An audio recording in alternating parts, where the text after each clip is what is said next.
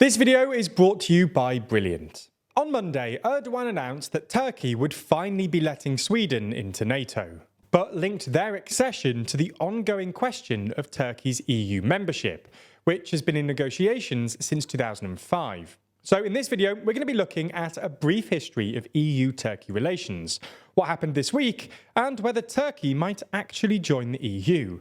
Hint, the answer is probably no.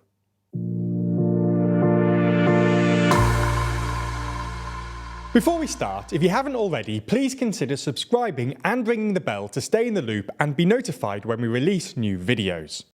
So let's start with a brief history of EU-Turkey relations.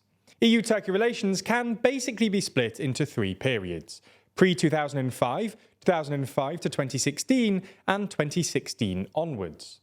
Pre-2005, Turkey was slowly moving towards Europe, and its eventual inclusion in the European community looked like a possibility.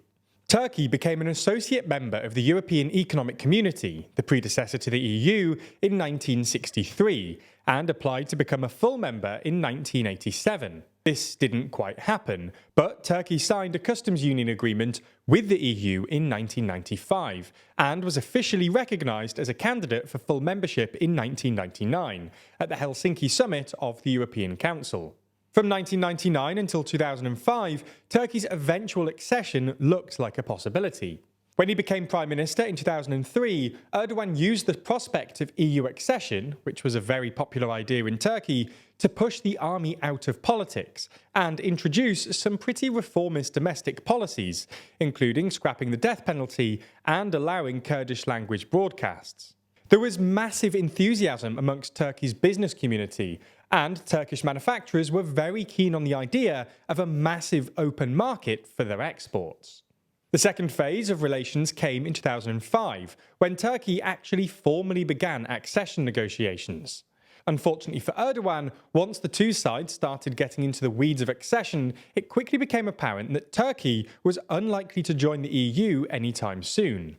In nearly 2 decades of negotiations, Turkey has only opened negotiations on 16 of the 35 required chapters, and only one, on science and research, has been provisionally closed.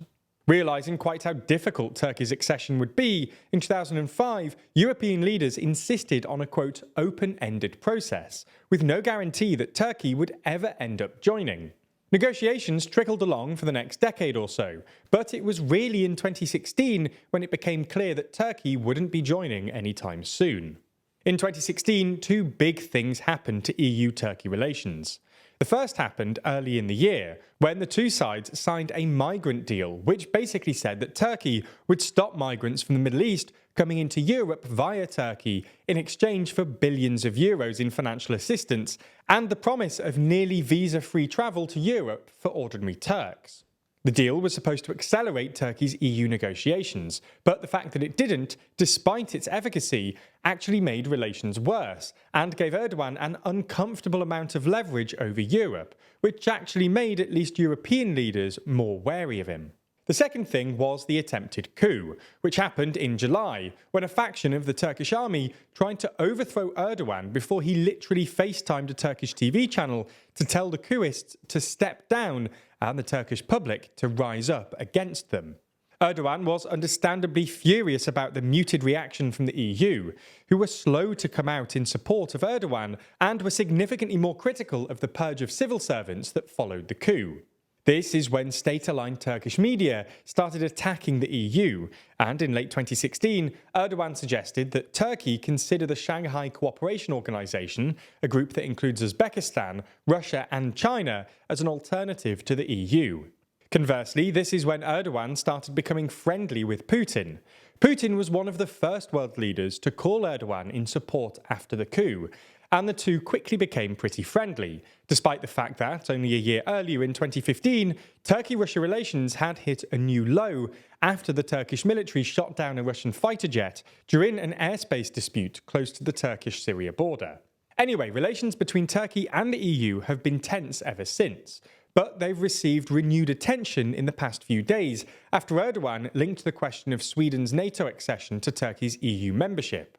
Originally, he seemed to imply that Turkey would only let Sweden into NATO if Turkey was let into the EU. At a press conference in Istanbul's Ataturk airport, hours before he departed for the NATO summit in Lithuania, Erdogan said, "I call out those who have kept Turkey waiting at the EU door for more than 50 years. Pave the way for Turkey, and we will pave the way for Sweden." Then, a few hours later, Erdogan suddenly announced that Turkey would be letting Sweden into NATO. In return, Turkey got a whole load of concessions, including F-16s from the US and the removal of export controls from Canada, but also some EU-specific concessions. Sweden and the US both said that they fully support Turkey's membership of NATO, and there was some suggestion, at least in the media, that the EU would reduce its visa rejection rates for Turkey. So, does this mean that Turkey is about to join the EU? Well, the short answer is no. The EU is already suffering from what's been described as enlargement fatigue, and some EU countries, especially France, think that the EU needs to be reformed before it can take in any more countries. The EU has also promised membership to Ukraine sometime in the near future, and this is going to be the priority for at least the next few years. This enlargement fatigue is why the EU isn't letting in even small countries, like those in the Western Balkans, let alone Turkey. Even just the logistics of bringing Turkey into the EU are difficult, not least because Turkey would be the largest country in the EU by population. But if the logistics are difficult, the politics are even worse. For starters, Turkey and the EU, especially Greece, have an ongoing border dispute over Cyprus. Turkey is the only country in the world that recognises the Turkish Republic of Northern Cyprus, which de facto controls the northern part of Cyprus, while the rest of the world and the EU considers the territory part of Cyprus. But even if this were to be resolved, it's hard to imagine the EU agreeing to freedom of movement with Turkey, given the anxiety in certain European countries about immigration, especially from Muslim-majority countries. In the last few months alone, we've seen a wave of anti-immigrant sentiment across the continent.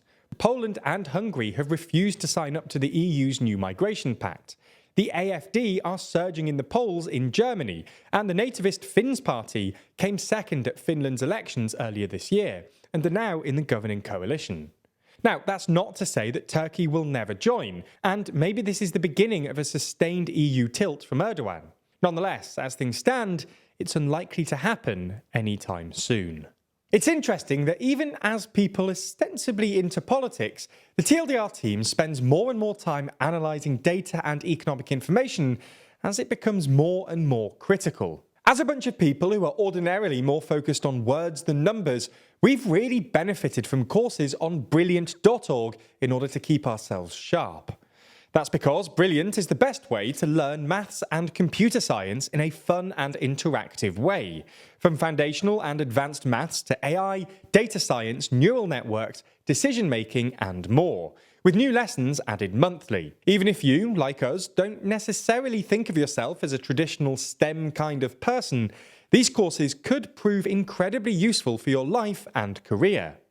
Courses like data analysis and the fundamentals of statistics can help anyone ensure that they're properly understanding our increasingly data-driven world, which is good news if your boss suddenly asks you to analyse a trade war, an economy, or the collapse of a currency. Just hypothetically. Anyway, you can try everything Brilliant has to offer free for a full 30 days by clicking on the link in the description.